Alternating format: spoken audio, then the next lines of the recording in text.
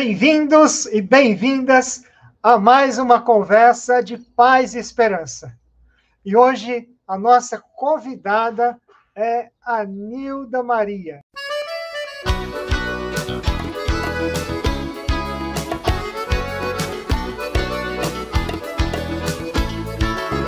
É bonita demais, é bonita demais, a mão de quem conduz a bandeira da paz.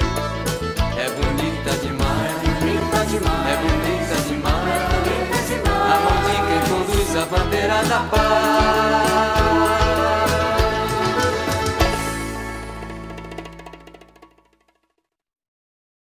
Bem-vinda, Nilda, à nossa conversa de paz e esperança. Boa noite, Daniel. Obrigada.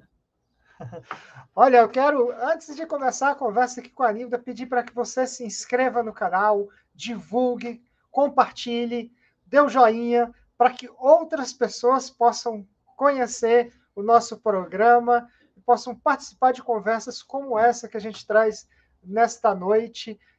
E vamos falar aqui sobre a proclamação da República, mas num viés diferenciado.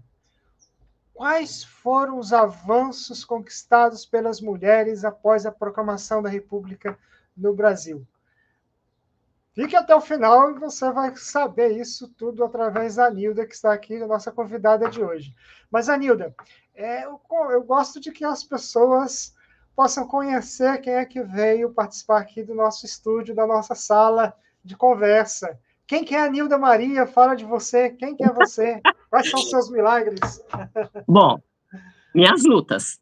Eu sou professora, sou formada em História, fiz o curso de especialização em Fé e Política pelo Cefep, o Centro de Formação Dom Helder Câmara, da CNBB. Sou militante do movimento feminista desde que me entendo por gente. Eu costumo dizer que, para mim, foi uma questão de sobrevivência, que eu venho de uma família predominantemente masculina. Na minha vida pessoal, ao todo, são 14 homens. Na minha vida familiar, somos só 3 mulheres. O resto é tudo homem. Olha que desafio nessa nossa sociedade, né? Fui morar em Brasília morei lá há 57 anos, fui criada em Brasília, e aí eu fui catequista, eu participei de grupo jovem na Pastoral da Juventude, fui a primeira secretária do movimento dos incansáveis moradores da Ceilândia, participei pelo movimento da anistia, das diretas já, e fui professora de história na rede pública, assim, apaixonada, encantada.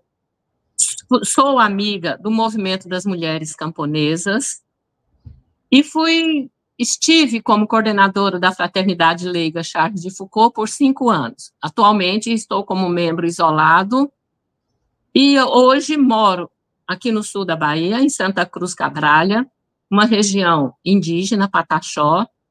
Estamos ainda em processo de inserção na comunidade, mas atuo em alguns grupos.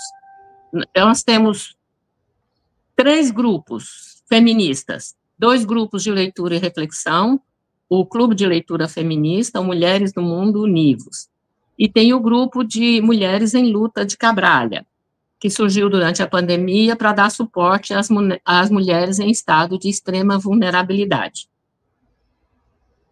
Atualmente, tenho me dedicado mais às questões da recuperação da saúde, estudando fitoterapia e tratamentos alternativos. E estamos aqui, na luta, né, nos inserindo lentamente na comunidade e, pela primeira vez na vida, participamos de uma eleição municipal, vimos de perto o que é isso, e agora acho que vai dar para a gente se inserir melhor um pouco. Maravilha, Nilda. Então, você dizer, né? Porque como Brasília não tem eleições municipais, exatamente, em outro estado, com uma trajetória de luta de movimentos populares, de mulheres, você participa, evidentemente, vai ter esse compromisso também no período eleitoral. E aí eu até quero recordar a partir da apresentação da sua biografia aí é a questão dos incansáveis. Nós trouxemos aqui, no Conversa de Paz e Esperança, Eurípides Camargo. Foi feita uma homenagem para ele aqui na Ceilândia, né, pelos anos de luta dos incansáveis. E é bom saber, você também fez parte dessa história como primeira secretária da Associação dos Incansáveis. Muito bom. Inclusive, aí nessa história tem um dado já dessa questão da cultura, que nós participamos antes da criação da associação, era um movimento só. E quando foi se pensar em uma diretoria para associar, em criar a associação e pensar numa diretoria, presidente e vice-presidente deveriam ser homens. Para as mulheres, ficou o cargo de secretária, porque mulher, sabe, ainda professora, sabia ler e escrever bem. Então, já foi aí um enfrentamento, mas foi uma rica experiência. E que bom que ele está sendo lembrado e que o Eurípides foi homenageado na sua trajetória, na sua luta. Vamos em frente, que tem muita luta ainda pela frente, né? Obrigado, Anilda. E olha, essa semana é a semana que a gente recorda a proclamação da República, é até um feriado nacional. Isso trouxe grandes mudanças para o nosso país desde 1889. A minha pergunta que eu trago para você aqui, e as mulheres? Que avanços, que conquistas as mulheres tiveram ao longo da história da República Federativa do Brasil? Eu queria voltar um pouquinho. Antes da proclamação da República, a luta das mulheres já era grande. Um dado assim que serve de ilustração, em 1927, as mulheres estavam lutando pelo direito de frequentar uma escola, pelo direito de ser alfabetizadas. E a partir daí, foram se organizando, se conhecendo, publicando textos, artigos, ou seja, aquelas mulheres brancas, de classe alta, que tinham acesso a alguma informação. As mulheres negras e as mulheres pobres continuavam lutando pela sobrevivência em primeiro lugar. Que pensar depois em algum outro direito. Mas voltando à proclamação da República, o movimento sufragista, o movimento das mulheres pelo direito ao voto, surge no bojo de toda uma luta por outros direitos, inclusive. E aí vem a ideia de que, se tivermos direito ao voto, podemos avançar, fazendo as mudanças na legislação, um avanço político. E aí surgiu o movimento sufragista brasileiro, que andou bem de perto, andou de braços dados também com o movimento abolicionista. Que a abolição ocorreu pouco antes da proclamação da República. Então, assim, ocorreram avanços, mas foram avanços pequenos. Quando nós estamos lutando, a gente sempre imagina assim, quando acontecer tal fato, tudo vai mudar, como se fosse uma revolução. E não é bem assim. Ainda mais porque quem detém o poder não quer, de maneira alguma, dividir, não quer deixar que outros também o tenham, como é o caso dos homens. Tem até uma citação de uma feminista norte-americana, Virginia Woolf, que ela diz que a oposição masculina à participação da mulher é, talvez, mais interessante do que a história mesma da emancipação. Então, dentro desse processo, as mulheres eram difamadas, presas, perseguidas, mas a semente da mudança já estava, a sede pela transformação já estava plantada, e não só no Brasil, no mundo inteiro.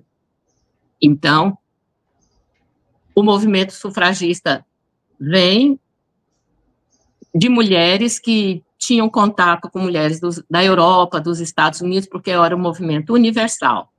Na Europa, inclusive, na Inglaterra, as mulheres foram mais guerreiras, mais ativas, enfrentaram mais os homens. Nos Estados Unidos, esse movimento foi de braços dados com o movimento abolicionista, teve momentos de mais tensão, menos tensão, e descobriram que tinham que conquistar a simpatia de parlamentares, de congressistas, para a aprovação das leis necessárias. E o mesmo aconteceu aqui no Brasil.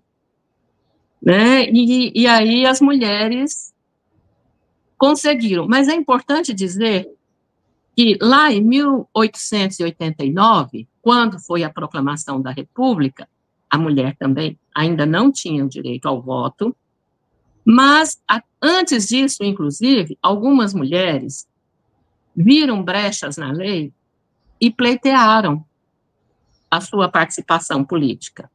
Em 1927, foi eleita a primeira prefeita do Brasil, no Rio Grande do Norte. Olha aí o Nordeste deixando a sua marca.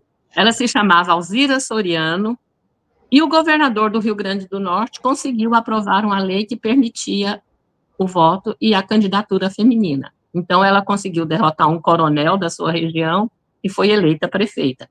Eram casos isolados, mas sempre um avanço, porque quando a gente fala de uma luta tão grande, de resistir a uma dominação de milênios, qualquer conquista deve ser celebrada, deve ser comemorada. E aí, pequenas lutas, uma mulher no Rio, outra em São Paulo, entravam na justiça e conseguiam o direito de votar, de participar. Aí ocorre a proclamação, aí acredita-se que tudo ia mudar. Não mudou muito, não, porque a proclamação da República, hoje a gente até olha para trás e fala assim, foi um golpe de Estado dado por militares e pela elite. E o que vem dessas classes, a gente sabe que não traz grandes mudanças.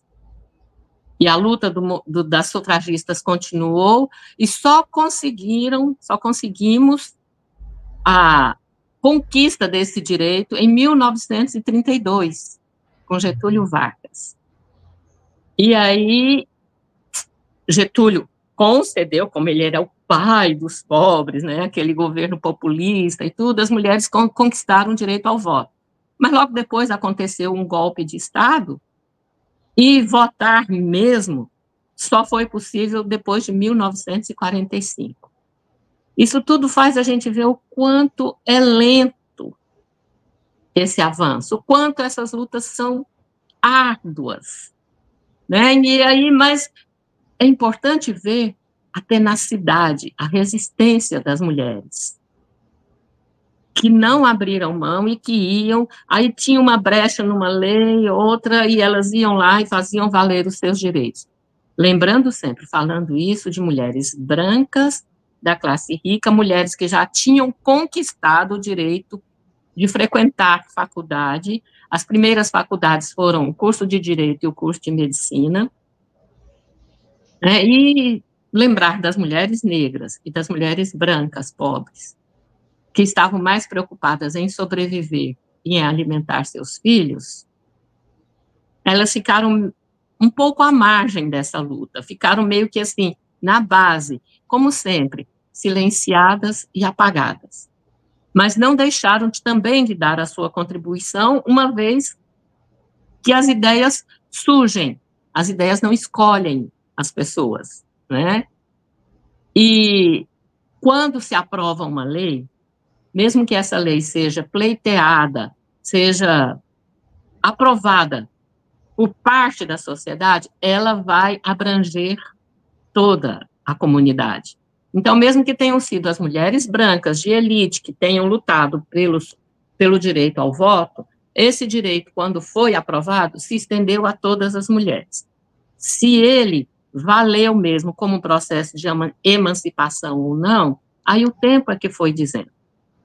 E as conquistas foram lentas, muito lentas, para o tamanho da necessidade e o tamanho da opressão que as mulheres viviam e que nós ainda vivemos até hoje. Você vê que a questão do direito ao voto, a gente está dizendo nem o direito a ser eleita, né? O direito ao voto, em 1945, isso é muito recente na história do país. E eu fico pensando, né, Anilda, a gente só tem 17% das mulheres no Parlamento Nacional brasileiro, né? Ou seja, no Congresso Nacional só temos 17% de representação feminina. E se a gente for contar também a proporção de prefeitas, em torno de 13%, as mulheres são mais de 50%. da nação brasileira, né? Eu acho que realmente tem muita luta nesse viés político que precisa ser conquistada. Agora eu queria perguntar para você, assim, então, você falou da questão das sufragistas, falou que se iniciou na Europa, teve uma ampla repercussão nos Estados Unidos e depois esse mesmo movimento chega ao Brasil. O que exatamente são as sufragistas, né? Às vezes a pessoa escuta sufrágio, o que é sufrágio, o que é sufragista, qual é o grande conceito por trás das mulheres sufragistas, tal como a gente está conversando aqui. O sufrágio é o voto. As sufragistas são aquelas que querem votar, né? E o movimento, ele surge no bojo do movimento feminista, porque a questão do direito ao voto foi uma das bandeiras. Como eu já disse, né, muito antes aqui, principalmente, tivemos que lutar pelo direito à alfabetização. Depois, o direito do acesso à escola, o direito a algumas profissões. Vejam, porque nós, mulheres, somos submetidas e subjugadas há milênios. O poder do patriarcado sobre nós é muito grande, muito pesado. Então, o movimento feminista surge com esse anseio, com essa necessidade de sermos vistas, de sermos respeitadas, de termos direitos iguais. Mas aí, na contrapartida, a reação masculina é muito grande, porque todas as sufragistas, como as feministas até hoje, sofrem de difamação, de injúria, e há todo um peso na moral dos costumes em cima de nós que a gente precisa acabar com isso. Porque imaginou-se, como eu já falei, que com o direito ao voto, muita coisa ia mudar rapidamente. Algumas coisas mudaram, porque além de conquistar o direito ao voto, outros direitos tinham que ser conquistados, e outras mudanças nos costumes precisavam ocorrer. Mudanças essas que até hoje nós vemos com muita tristeza não aconteceram. Recentemente, a expressão de ser uma mulher recatada e do lar, né, ainda pesa sobre nós essas coisas. Que a feminista é feia, é mal amada, não sei o quê, a mulher tem que ficar restrita ao âmbito doméstico. Política não é espaço para mulher, mulher não sabe fazer política, mulher não sabe jogar futebol. Eu fiquei pasma, só em 1979 conquistamos o direito de jogar futebol, praticar um esporte, porque a medicina aí reforçava o tabu, reforçava o preconceito, porque quem pensava, e quem pensa até hoje, as leis, as pesquisas eram dominadas por homens. Aí, quando você fala da representatividade, né, a gente viu isso, e ainda tem um dado mais triste ainda. Além de sermos poucas mulheres ocupando os espaços da política, os espaços legislativos, ainda existe a questão das mulheres machistas, das mulheres que estão lá para reforçar os valores considerados tradicionais, né? Assim, a nossa sociedade vive um momento terrível, porque existem negros racistas, mulheres machistas, e existe o pobre de direita. O peso dessa cultura, o peso dessa tradição é grande e é muito difícil da gente mudar. Mas as mulheres nós somos fortes, somos resistentes, e a gente não desiste nunca. E conquistamos grandes avanços, porque conseguimos aprovar, em 1960, o Estatuto da Mulher Casada, que dava à mulher o direito de exercer uma profissão sem autorização do marido. Olha, em 1970, ou na década de 70 ou 80, eu fiquei também, assim, pasma quando eu vi essa informação, que nós conquistamos o direito de tirar o passaporte e fazer uma viagem ao exterior sem a autorização do marido. Nossa. Sem sermos tuteladas. Então, assim, quando você falou, proclamação da República, a mulher foi participar da política, nossa, tudo mudou. Não foi bem assim, não. Foi bom, foi ótimo. As mudanças começaram a ser solidificadas, mas num processo muito lento. Veja-se o que a gente enfrenta hoje de violência. Como os homens resistem às mudanças, como os homens resistem ao fato da mulher não abaixar a cabeça e não se calar. Ela apanha, ela sofre das injúrias, ela é assassinada, os índices de feminicídio são alarmantes. As mulheres, nós hoje vivemos aterrorizadas. Ainda vivemos sob a ditadura de uma cultura patriarcal, opressora, violenta. Sabe? É um terrorismo que fazem conosco. Sabe? O número de violações, de estupro, a violência sexual é absurda. Né? Mas a gente vai, a gente resiste, a gente enfrenta, a gente aprova a lei, a gente consegue criar homens que não sejam machistas, tão machistas, né? Mas aí é responsabilidade da mulher. É, também, fazer o quê? Nós é que geramos esses homens, nós é que educamos esses homens. Então, assim, temos que educar os nossos parceiros, temos que nos educar, porque o machismo está em nós, como reflexo de toda a educação, de toda a cultura, nós estamos inseridas nesse caldeirão. E temos que educar os homens à nossa volta. É uma luta, como diríamos, hercúlea, só Hércules da mitologia grega para... E olha, Hércules, um homem. É muito complicado. Pois é, Anilda, e eu quero até te perguntar uma outra coisa aqui que é importante, que além dessa conquista política das mulheres brasileiras em poder votar, quais outras políticas vocês tiveram ao longo da República e quais ainda faltam? Quais ainda faltam, isso? Olha, eu fiz uma lista aqui, fizemos uma pesquisa, né? Então, eu vou começar... Bom, primeiro, acho que seria interessante explicar também que o movimento feminista, ele acontece em ondas de altos e baixos, fluxos e refluxos. E, então, existem fases onde a repressão talvez seja muito forte e tal, que a gente fica mais nos bastidores, ficamos ali articulando, e em momentos que o movimento aflora e os direitos, as conquistas são ampliadas. Então, vamos lá, em 1962, como eu já coloquei, o Estatuto da Mulher Casada.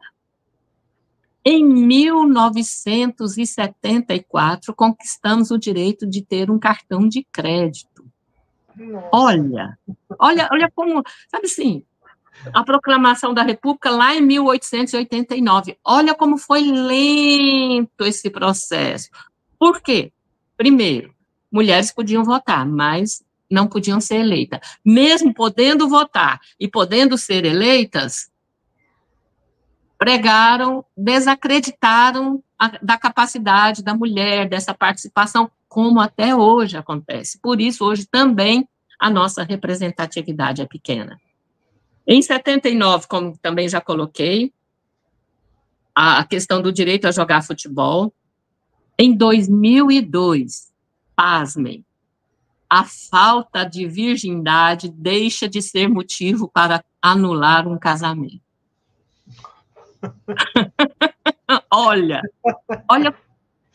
e essa submissão reforçada pelo fundamentalismo religioso, sabe? Pelo Estado. Então, assim, Mesmo quando a gente quer se libertar, aí vem assim, mas a lei de Deus que o homem interpretou, que o homem criou e que o homem nos impõe. Então, opa, peraí, que Deus é esse? A que Deus esse homem está se referindo? Né? As leis civis que os homens pensaram, que os homens aprovaram, que os homens nos impuseram. Então, alto lá. Né? Então, vamos lá. Em 2006, sancionada a Lei Maria da Penha. Em 2015, é aprovada a Lei do Feminicídio. Em 2021, é criada a lei para prevenir, reprimir e combater a violência contra a mulher, né, a violência em todos os níveis. Aí a gente, quando fala dessas leis, fala assim, nossa, maravilha, a mulher já está protegida. Agora, há uma distância muito grande entre uma lei que foi aprovada e um costume que foi mudado, que fez com que essa lei fosse respeitada. Aqui no Brasil, a gente tem aquele ditado que tem lei que pega e lei que não pega. E nós estamos lutando para que essas leis sejam as leis que peguem. Porque, e aí volta, assim, como é difícil, como a nossa luta é árdua. Porque existem muitas mulheres que trabalham contra. Outro dia, recentemente, uma influencer do YouTube, circulou a notícia, né, ela, milhares de seguidores pregando contra o feminismo, pregando a ideia da mulher meiga, doce, submissa, a bonequinha do marido, a princesinha do papai, essas coisas todas. Começou a sofrer violência, teve que recorrer às leis aprovadas pelas feministas, pela luta das feministas, para se proteger. Ela teve que entrar com medida protetiva, tudo. E aí ontem eu estava até ouvindo uma reflexão sobre isso, que ela foi muito criticada pela direita, muito criticada pela esquerda, e a ideia não é só criticar, a ideia é ver que quando uma lei é aprovada, essa lei vale para todas as mulheres, não importa a ideologia, não importa que ela seja. Por isso é tão importante. Por isso é tão importante a mulher participar da política, desde a base até o topo. Bom, falando disso, nós tivemos a presidente que sofreu um impeachment pelo fato de ser mulher.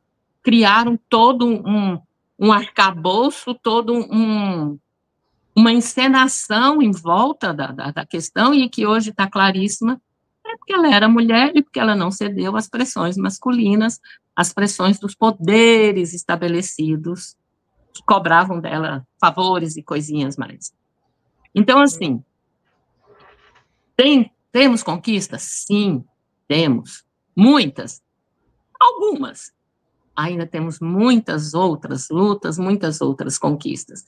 E eu coloco como a principal essa mudança nos costumes, essa mudança nesses paradigmas que é tão reforçado pelas religiões, pelo fundamentalismo religioso e pela extrema-direita, que está muito forte no mundo inteiro, não só aqui no Brasil.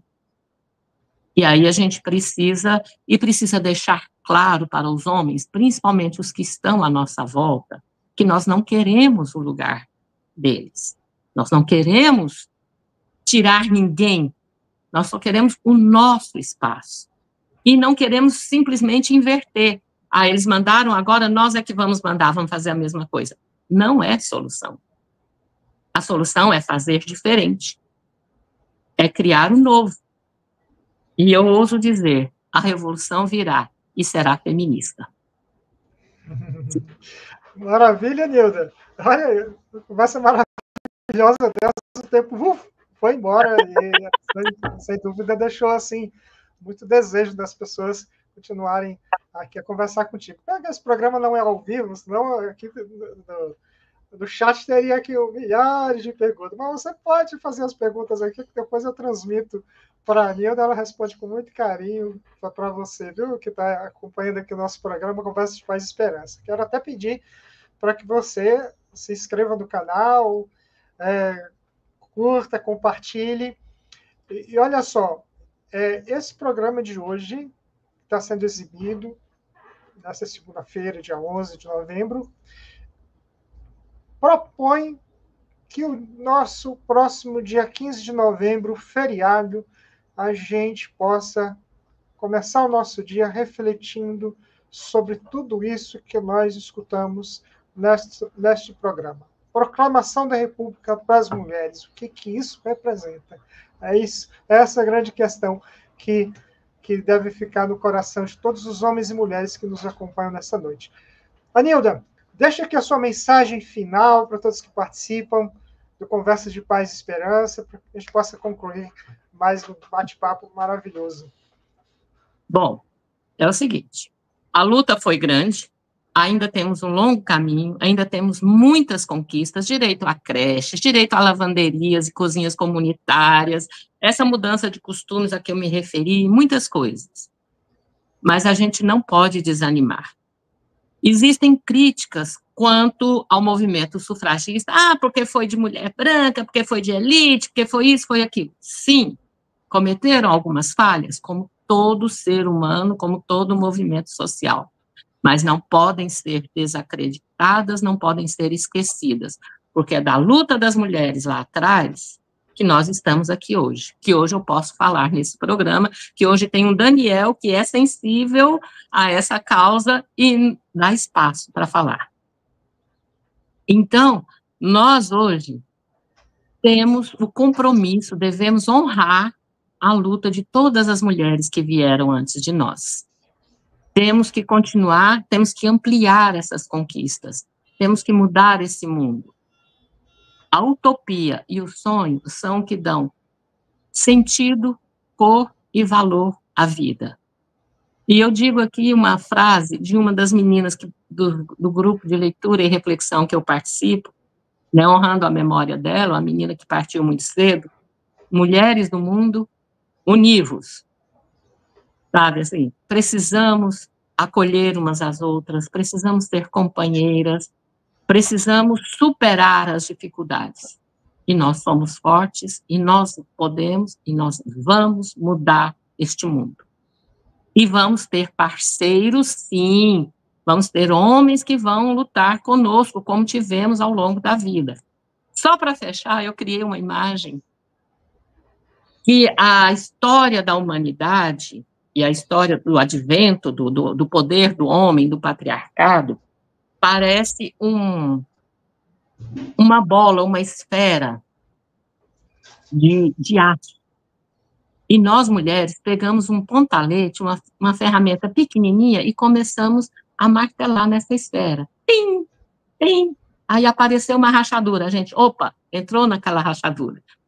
Aí pegamos uma maiorzinha e continuamos. E a cada rachadura desse arcabouço, nós vamos ampliando as nossas conquistas. E vamos acabar com esse tripé maldito que suporta a sociedade, que é o patriarcado, o racismo e o capitalismo. Nós, mulheres, na luta, na força, na fé, na inteligência, vamos conseguir. Muito obrigada. Obrigada, Daniel. Boa noite. Foi uma boa conversa. Esta foi a Conversa de Paz e Esperança desta noite com a Nilda Maria. Muito obrigado a todos e a todas, e até a próxima segunda-feira, no Conversa de Paz e Esperança.